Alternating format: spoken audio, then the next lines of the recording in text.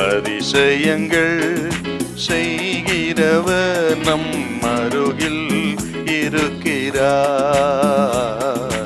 அற்புதங்கள் செய்கிறவர் என்றும் நமக்குள் வசிக்கிறார். 1 சாமுவேல் 17ஆம் அதிகாரத்தில் 32வது வசனம். தாவீது சவுலை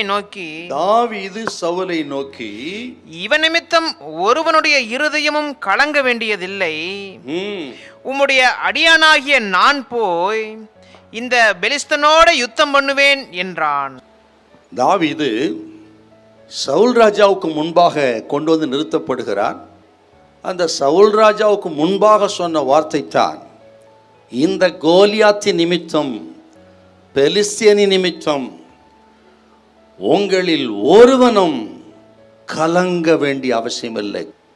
இந்த வார்த்தையை தாவீது சொன்ன பொழுது, தாவீது 18 வயது இளைஞன். அவனுக்கு இந்த தைரியம் பாருங்க, எப்படி இந்த தைரியம் வந்தது தாவீதுக்கு? அவன் பட்டயத்தை பிடித்து யுத்தம் பண்ணினவன் அல்ல. அவன் சாதாரண ஒரு ஆடுகளை மேய்க்கிறவன், இளைஞன்.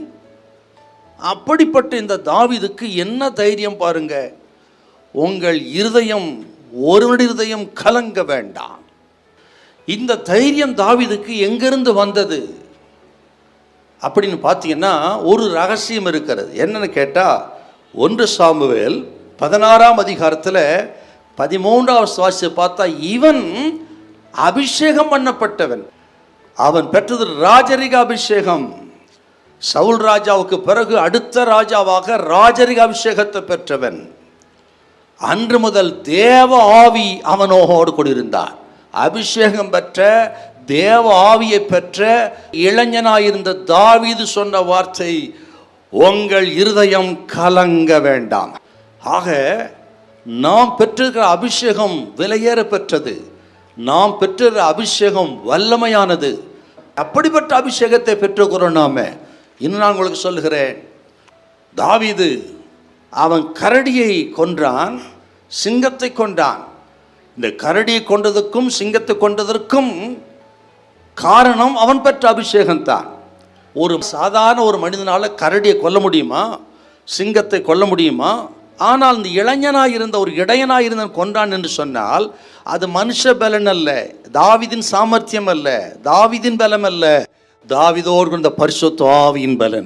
இன்றைக்கு ஆண்டவர் சொல்லுகிற கர்த்தருடைய பிள்ளைகளே, எத்தனையோ கரடிகளை பார்த்திருக்கிறோம், எத்தனையோ சிங்கங்களை பார்த்திருக்கிறோம், எத்தனையோ கோலியாத்துகளை பார்த்திருக்கிறோம். இன்றைக்கு கர்த்தர் சொல்ற, கரடியை பார்த்த, சிங்கத்தை பார்த்த, கோலியாத்தை பார்த்த நமக்கு கர்த்தர் சொல்கிறார், அதை காட்டிலும் மேலான எது வந்தாலும் சரி, அதை எல்லாவற்றையும் மேற்கூடிய பலனை கர்த்தர் நமக்கு தருவார். அபிஷேகம் பெற்ற தேவ பிள்ளையே, நீ பயப்படாதே.